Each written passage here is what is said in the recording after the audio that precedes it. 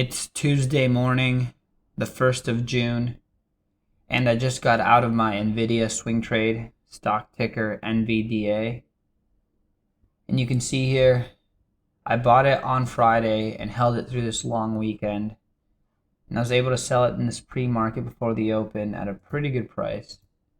So you can see here on the close-up, my entry was right before the close. And I looked around 7 a.m. this morning when I first had access. You can see there's this big drop right at 7.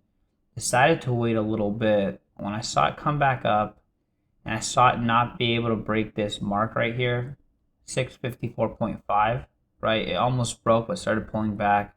I decided not to take any risk on profit, and I covered right here at 654.15, giving me around 0.65% profit. And that 0.65 equated to around $1,300. So not too bad. You can see that from my exit, it has gone down around almost 0.2% more. So I'm really happy to cover early there and not risk losing that extra chunk of profit.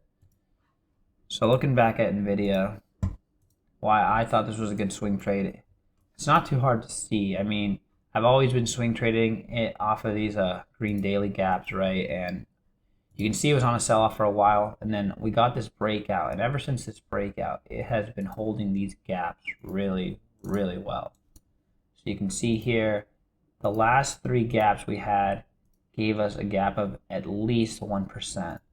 So you can see that because of this setup, it's not hard to see that you'd expect there to be another gap, even though we are pushing to the highs.